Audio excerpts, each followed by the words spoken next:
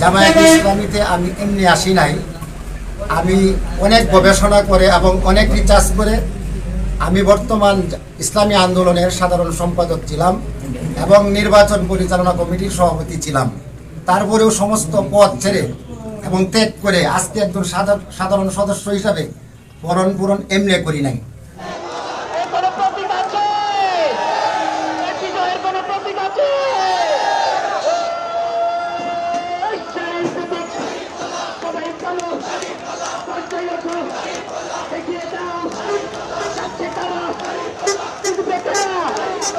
NP ও জামাত জোটের কথার লড়াই যখন তুঙ্গে, তখন জোটের লড়াইয়ে এগিয়ে যাচ্ছে জামাত নেতৃত্বাধীন জোট। ইসলামী আন্দোলন বাংলাদেশ নানা ইস্যু দেখিয়ে জোট ছাড়লেও ভাটা পড়েনি জামাত জোটের ভোটের লড়াই। গোলামি না আজাদি, তাহলে ইনশাআল্লাহ 12 তারিখ ভোট হবে হায়ের পক্ষে।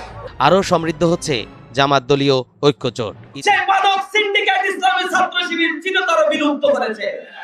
ক্যাম্পাসগুলোতে যে টেন্ডারবাজি চলত, ইসলামী ছাত্র শিবির সেই টেন্ডারবাজি বন্ধ করেছে। ছাত্র সংসদ আসার পরে নারীরা নিরাপদে ক্যাম্পাসে, মায়ের কোলে শিশুরা যেভাবে অবস্থান করে, ক্যাম্পাসে নারীরা সেভাবে অবস্থান করছে।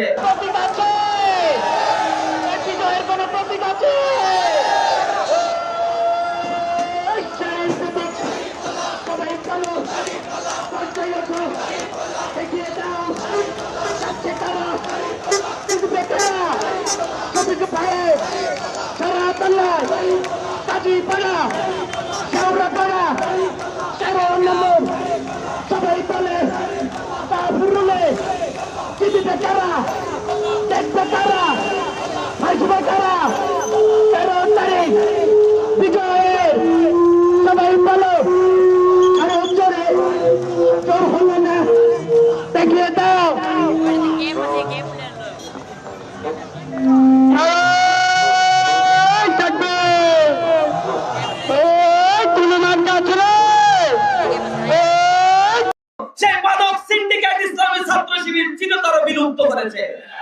ক্যাম্পাসগুলোতে যে টেন্ডারবাজি চলত, ইসলামী ছাত্র শিবির সেই টেন্ডারবাজি বন্ধ করেছে।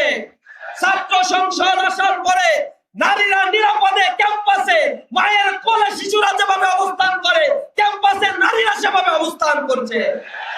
সুতরাং এখানে যে বন্দোবস্তের কথা যারা বলছে, তারা ক্ষমতায় আসার পরে যে অশুভ লক্ষণগুলো আমরা দেখতে পাচ্ছি, ক্ষমতায় যাওয়ার পরে তারা কি করবে জনগণ হারে হারে টের পেয়েছে।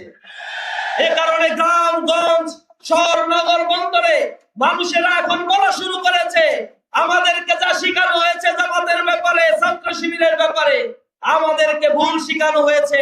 মুক্তিযুদ্ধের চেতনার কথা বলে জাতির মধ্যে বিভাজন তৈরি করে রেখেছে তোমরা। এ ট্রাঙ্কাটা এখন আর চলবে না ইনশাআল্লাহ। মানুষ জেগে উঠেছে, মানুষ এখন দাঁড়িপাল্লার পক্ষে, ইনসাফের পক্ষে কথা বলছে। যখন সাধারণ মানুষ দাঁড়িপাল্লার পক্ষে গণজোয়ার তৈরি করেছে, ঠেকাতে না পেরে এখন বলছে ঘরে ঘরে যে মহিলারা জামাতের পক্ষে ভোট চাইতে আসে, তাদেরকে বেঁধে রাখবেন, 999 কল দিবে। মাথা খারাপ হয়ে গেছে। কেন 999 কল দিবেন? দাঁড়িপাল্লার পক্ষে ভোট চাইতে পারবা না। দাঁড়িপাল্লার পক্ষে যদি ভোট দাও তাহলে কেন্দ্রে তোমরা যেতে পারবা না। এটা হলো কোনো পরিবারতন্ত্র রাজনীতি নয়। বাংলাদেশের যারা ইসলামের দোহাই দিয়ে যারা রাজনীতি করতেছে, তারা হলো পরিবারভুক্ত রাজনীতি। জামায়াতে ইসলামীতে আমি এমনি আসি নাই। আমি অনেক গবেষণা করে এবং অনেক রিসার্চ করে আমি বর্তমান ইসলামী আন্দোলনের সাধারণ সম্পাদক ছিলাম এবং নির্বাচন পরিচালনা কমিটির সভাপতি ছিলাম। তারপরেও সমস্ত পদ ছেড়ে এবং ত্যাগ করে আজকে একজন সাধারণ সদস্য হিসাবে বরণ পূরণ এমনি করি নাই। আমি এটার উপরে, আমার জন্ম 1979-তে, জামায়াতের প্রতিষ্ঠা হলো 1941-এ, কিন্তু 1979 থেকে যখন আবার পুনরায় জামায়াত ইসলাম উত্থান হয়েছে এবং আবার জামায়াত ইসলামের রাজনীতি শুরু হয়েছে, সেইখান থেকে প্রথমেই ছিলেন আব্বাস আলী খান সাহেব 1979 থেকে 92 সাল পর্যন্ত, এবং 1992 থেকে গোলাম আজম সাহেব ছিলেন এবং 2000 সাল পর্যন্ত, এবং 2000 সাল থেকে মাওলানা মতিউর রহমান নিজামী সাহেব 16 সাল পর্যন্ত ছিলেন, এবং 16 সাল থেকে মকবুল আহমেদ সাহেব 2019 সাল পর্যন্ত ছিলেন, এবং বর্তমান আমিরে জামাত ডাক্তার শফিকুর রহমান সাহেব আছেন। এটা হলো কোনো পরিবারতন্ত্র রাজনীতি নয়। বাংলাদেশের যারা ইসলামের দোহাই দিয়ে যারা রাজনীতি করতেছে তারা হলো পরিবারভুক্ত রাজনীতি। এইখানে খেলাফতের রাজনীতির কথা বলা হয়, ইসলামের সঠিক নেতৃত্বের কথা বলা হয়। আজকে যদি আমার পরিবারে আমি যদি প্রধানমন্ত্রী হই, ভবিষ্যৎ হবে আমার সন্তান। কিন্তু জামায়াত ইসলামীর 1979 সাল থেকে আমি গবেষণা করে আমি এবং প্রত্যেকটা জায়গায় আমি পরে দেখেছি এইখানে কোনো একজন আমিরের সন্তান পুনরায় আমির হতে পারে নাই। শুরা কমিটির মাধ্যমে যেটাকে পরিচালনা করা হয়, নিয়ন্ত্রণ করা হয়, সেটা সাহাবায়ে কেরাম এবং মুহাম্মদুর রাসূলুল্লাহ সাল্লাল্লাহু আলাইহি ওয়াসাল্লামের যুগেও এইভাবেই ইসলাম পরিচালিত হয়েছে। সেইটাকে আমি দেখে আদর্শে, এই জামায়াত ইসলামের আদর্শে আদর্শিত হয়ে আমি আজকে জামায়াত ইসলামে যোগদান করেছি। আলহামদুলিল্লাহ।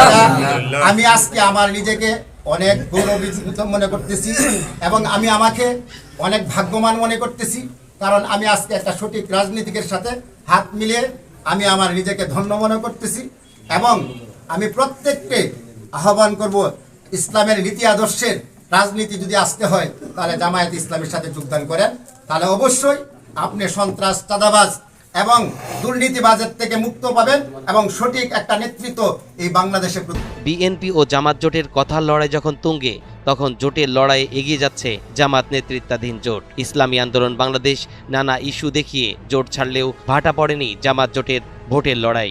গোলামি না আজাদি, তাহলে ইনশাআল্লাহ 12 তারিখ ভোট হবে হায়ের পক্ষে। আরও সমৃদ্ধ হচ্ছে জামাত দলীয় ঐক্য জোট। ইতোমধ্যে 10 দলীয় জোটে যোগ দিয়েছে বিএনপির সাথে যুগপৎ আন্দোলনে থাকা বাংলাদেশ লেবার পার্টি। ক্ষমতার নয়, সমতার চেয়ার। অন্যদিকে বিএনপি দলীয় জোট থেকে বেরিয়ে গেছে মাহমুদুর রহমান মান্নার নাগরিক ঐক্য। এদিকে গুঞ্জন উঠেছে বিএনপি জোট ছাড়ার ঘোষণা দেওয়া নাগরিক ঐক্য জামাত নেতৃত্বাধীন জোটে যুক্ত হতে যাচ্ছেন। গুঞ্জন সত্যি হলে জামাত নেতৃত্বাধীন এই নির্বাচনী জোট 12 দলীয় জোটে রূপ লাভ করবে। বিশ্বস্ত সূত্র বলছে মাহমুদুর রহমান মান্নার সঙ্গে জামাত জোটের একাধিক নেতৃবৃন্দের যোগাযোগ অব্যাহত রয়েছে। 2-1 দিনের মধ্যেই আসতে পারে আনুষ্ঠানিক ঘোষণা। মূলত বগুড়া 2 আসন ও ঢাকা 18 আসন থেকে নির্বাচন করছেন মাহমুদুর রহমান মান্না। এরই মধ্যে বগুড়ার জামাত প্রার্থী অধ্যক্ষ শাহাদুজ্জামান আর ঢাকা 18 আসনে জামাত জোট সঙ্গী এনসিপির নেতা আরিফুল ইসলাম আদিব যে কোনো সমঝোতার মাধ্যমে সরে যেতে পারেন।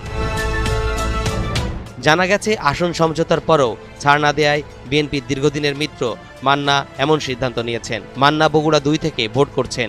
ওই আসনে ধানের শীষ প্রতীকে বিএনপি নেতা শাহ মোহাম্মদ আলমকে মনোনয়ন দেওয়ায় এবং